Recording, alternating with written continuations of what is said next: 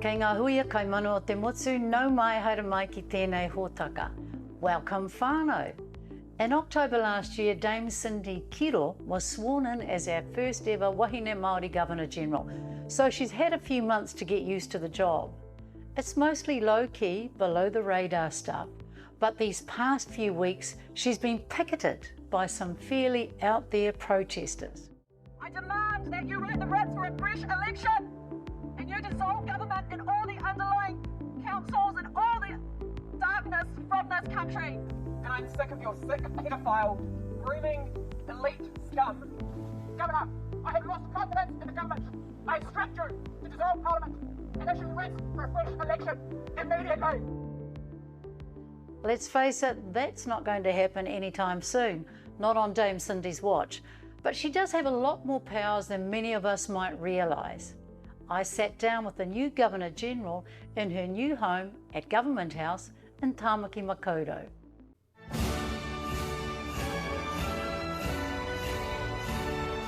Ladies and gentlemen, the Right Honourable Dame Cindy Kiro, the Governor-General of New Zealand. Kia ora. Tēnā koe, Moana. Nice, I'd love to give you a hug, but you know. Hey, Hey, thank you for having me in your beautiful home with this beautiful carpet. Oh, you're very welcome. I could address you as Your Excellency, the Right Honourable Dame Cindy Kiro, Governor-General of New Zealand.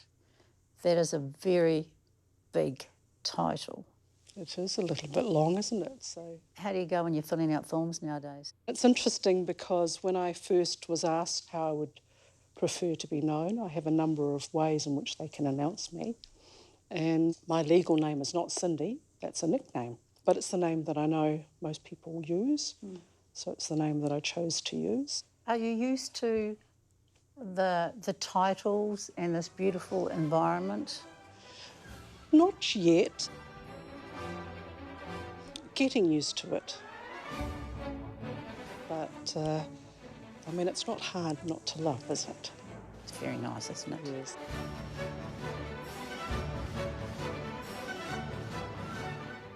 Good to see my band performing in the corner somewhere. Away from the pomp and ceremony, Dame Cindy has an impressive track record in her own right.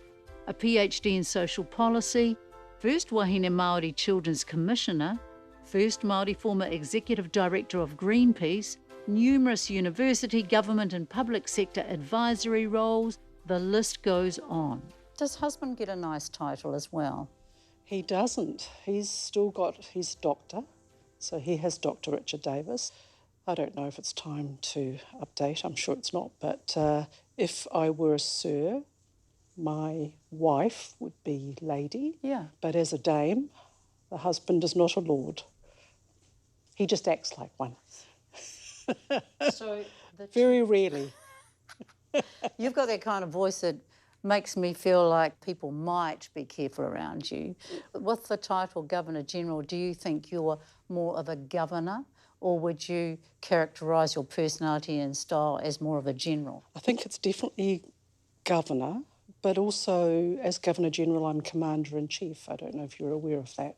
So that's usually part of the long title as well. What is the Governor-General's role in terms of the Commander-in-Chief? You know, can you say, troops over there, please? Well, I haven't exercised in that way yet, Moana, but maybe I will learn. I have learned something important. I was asked to give the pips to the officers, which is a bit like a little medal, which you put on the lapels. And when I put it on them, it was really significant. It was at that moment they actually became an officer of the armed forces. And that was a real honour to do that. I realised, you know, these ceremonies obviously have traditions, but, you know, the significance of saying you are now an officer, you have passed all the standards, you are our leaders for the armed forces. A former Governor-General described the role as passing the parcel of power. How would you describe the role of a Governor-General? Certainly not like that. I see it as a role of maintaining the dignity of the state, maintaining the dignity of the constitutional arrangements of the country. So providing a kind of sense of stability, because we're going to face unexpected challenges. The pandemic is a recent one.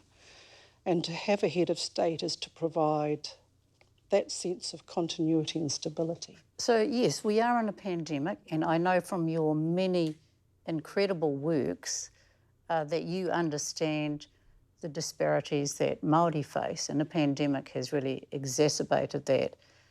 So when you talk about stability, what do you mean? Do you mean maintaining the status quo, or do you mean disrupting it somehow? I mean, what room to move is there for you in your role?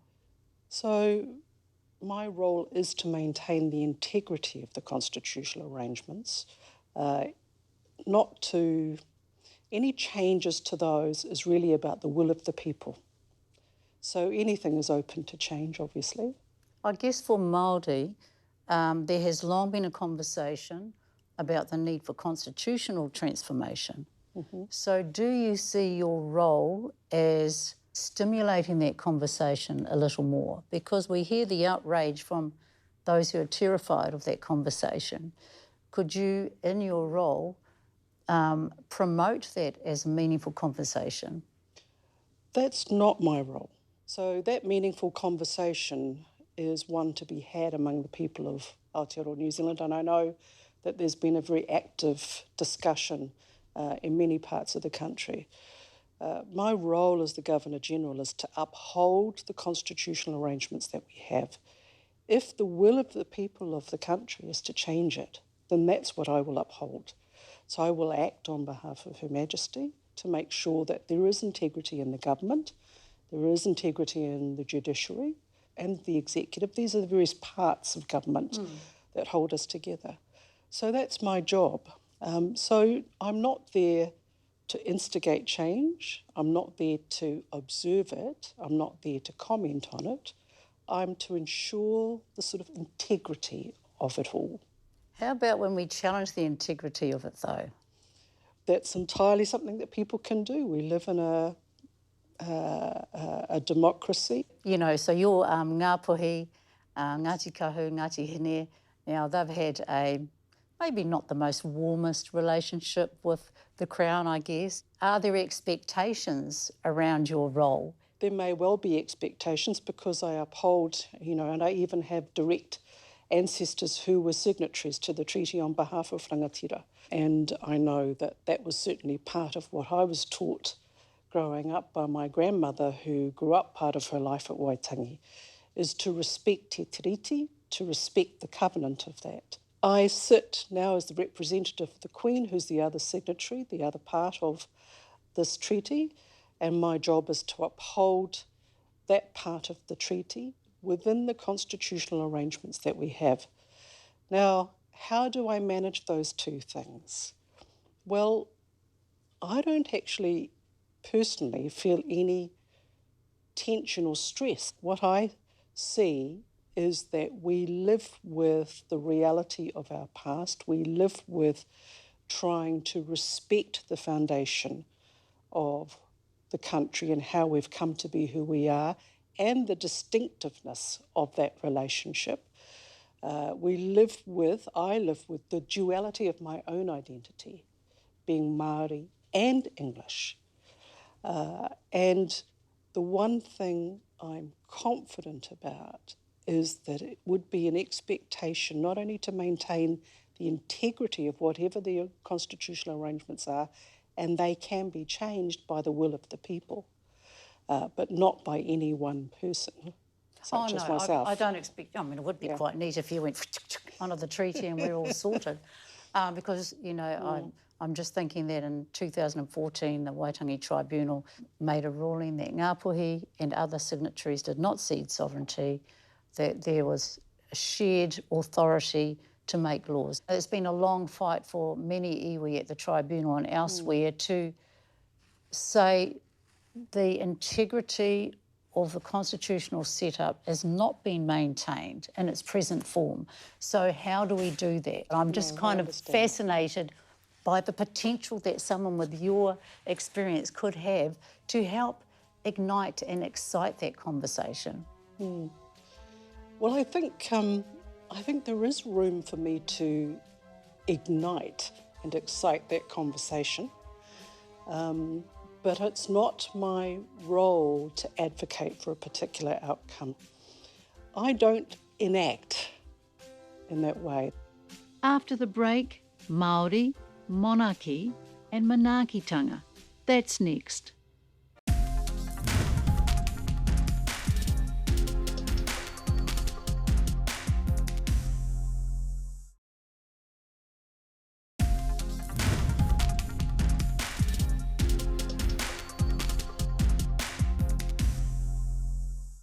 Welcome back.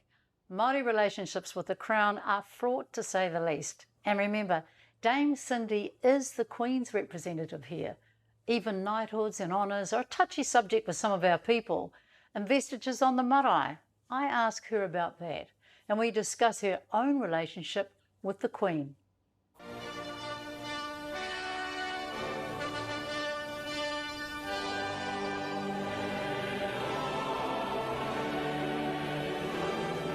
When we look at this portrait, Dame Cindy, there was a time when standing up for the Queen was part and parcel of being a New Zealander. Do you remember those times? I do remember that very vividly, going into the Civic Theatre in town in Auckland, and the organist would come up out of the ground playing God Save the Queen. What a moment that was. That's a distant memory now. But the relationship between Māori and the British sovereign remains, well, tricky. So some people will go, gosh, you swore an oath to the Queen, and the Queen represents so much for our people. How are you able to deal with that? Yeah, well, I had to think about that pretty hard. But I have sworn an oath to her, her heirs and successors, and I will honour that oath, just as I would honour any oath that I swore. The Queen is the head of state of the realm of New Zealand and all of the other countries that bind us. My lords, pray be seated.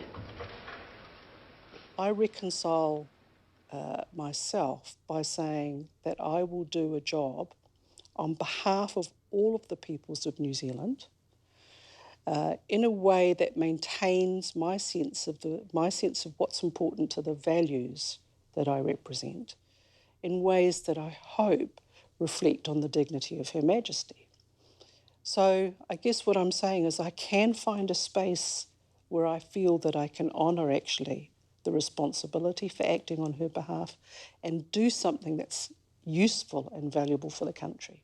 Can you say to her, Your Majesty, things haven't quite worked out over here for Māori in terms of the honouring of Te Tiriti in that relationship? Can you have those kind of conversations, or is that crossing the line? Oh, I haven't had that conversation yet. You must have had a conversation with Queen Elizabeth when you were appointed. Yes. How did that go? Well, we had a Zoom call. Ah, there you are. Here I am. Your Majesty, Good evening. good morning here in Oh, of course, it's good. It's good morning, isn't it, to you?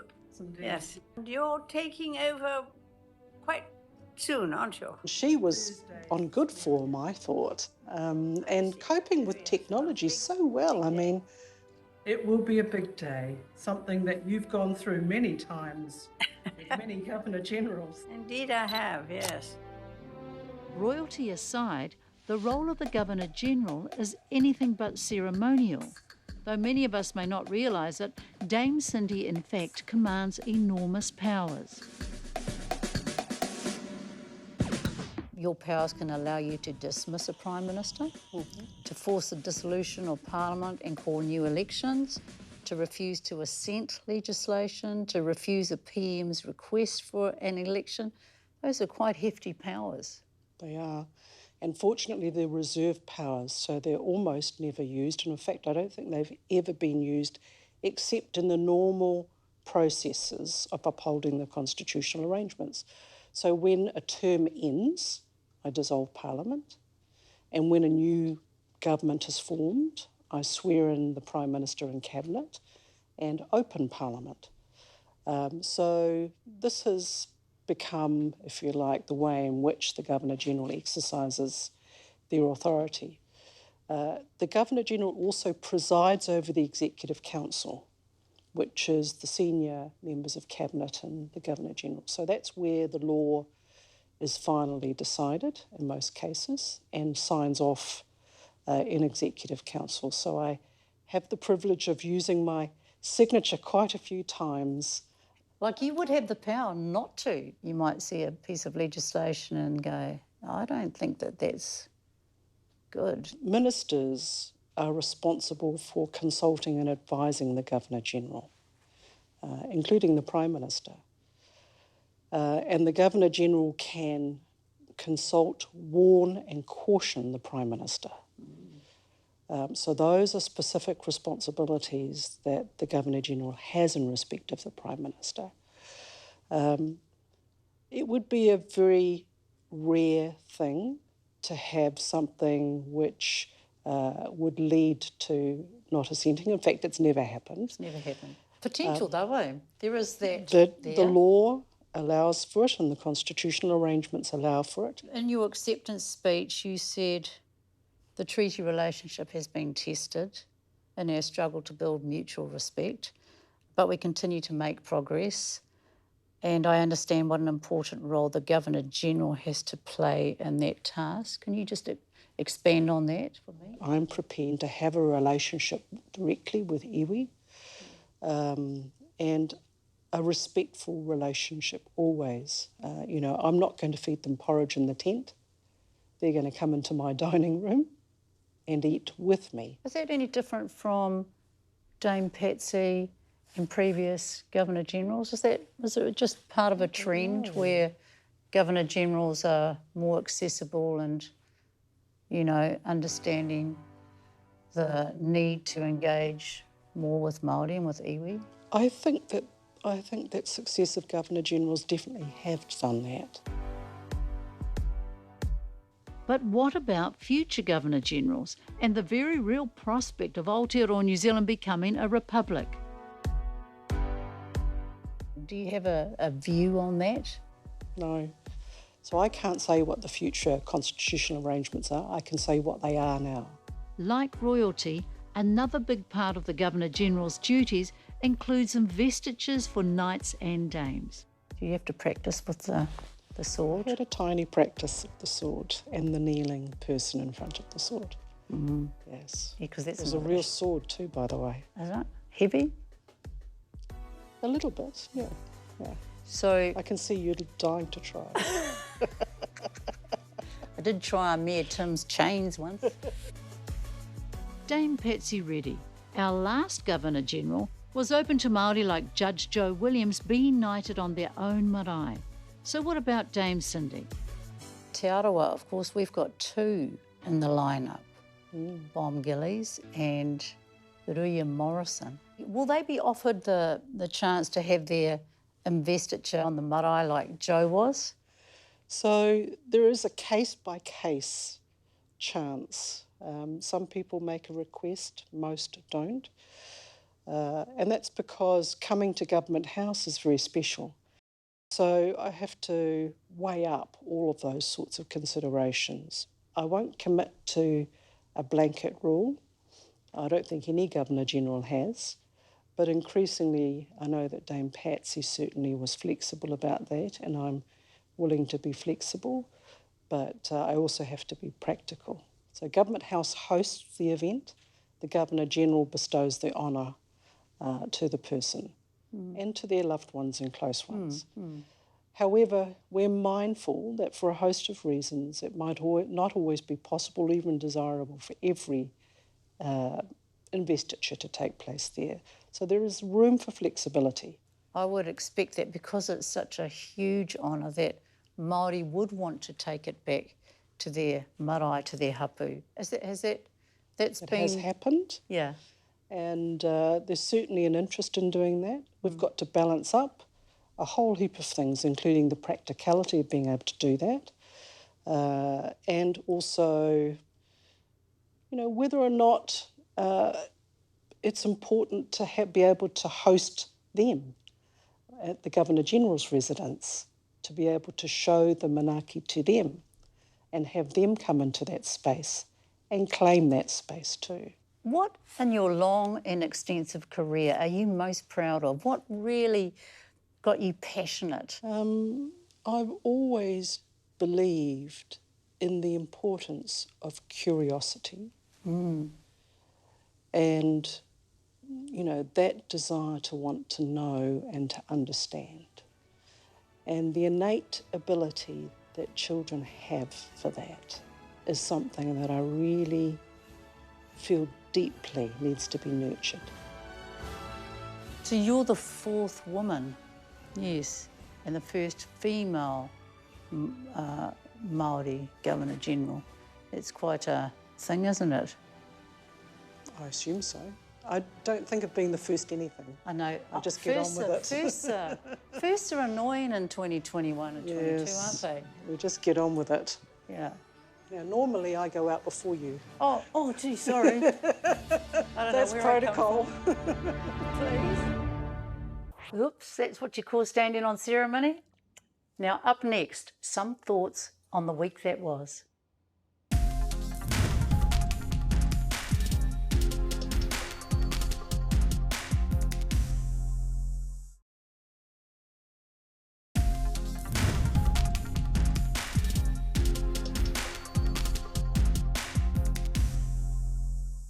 Welcome back. I want to take a minute, take two. As the numbers of COVID cases continue to increase, so does the bitterness from those who feel their voices haven't been heard. That's despite countless news reports, cameras and cell phones capturing a multitude of messages from various protests and occupations. Even this show has been accused of being complicit in a giant cover-up, but by not reporting and repeating misinformation, we're simply doing our jobs, and we're not the only ones to be accused of being sellouts. Last week I spoke with Tamaiti. He was called a kupapa for not turning up to the Wellington occupation. I also talked to Mike Smith, whose comment around freedom and tikanga resonated with so many people on social media. Freedom is really an alien concept to us as Māori. We live under tikanga. We're not free to do whatever we want. We're actually bound to do what the responsible thing to do according to tikanga, according to kaua, the way that we do things, according to kaupapa, why we would do things. So we have prescribed lives and things that we must do. And this notion of freedom to do whatever you want, it's a nonsense. Just because you can go into a $2 shop and buy a tino rangatiratanga flag, that doesn't mean that you are carrying a rangatiratanga kaupapa. Speaking of freedom, there's a war raging in the Ukraine. Last week I spoke with a very worried former Prime Minister Helen about Putin's invasion and the very real chances for World War III. Do you think he's capable of pushing the button? He said that anyone who tried to interfere with Russians' quote, special operation in Ukraine would face consequences that they could hardly imagine or foresee, words to that effect. That means only one thing. It means a nuclear war, and that's why NATO will not have its forces in Ukraine. If a NATO soldier crosses that line, he's capable of pushing a button. We also heard from our newest team member, Cameron Bennett, a veteran of news and current affairs, a foreign correspondent too, and we discussed how media reported on the Wellington occupation. I feel very strongly about not misappropriating the language for describing circumstances like that with events that are happening in Wellington, for instance, the occupation, the war zone as it was described, the carnage as it was described. To me, it looked like the after event of the Glastonbury Rock Festival, tents and stuff. That was about the extent of it. Yes, there was anger. Yes, there was distress. Yes, there was violence, but it was nothing like what's unfolding in Ukraine. My biggest takeaway from all that? Journalists need to save words like war zone for the real thing, that a fight for freedom is actually happening in the Ukraine. and that all of us here need to pick our words carefully. When we believe in something so strongly, it's easy for tempers to flare. Perhaps we need to dig deep into those values we treasure and share, aroha, manaakitanga, whanaungatanga, and think twice before we push the button ourselves. Pō Marie.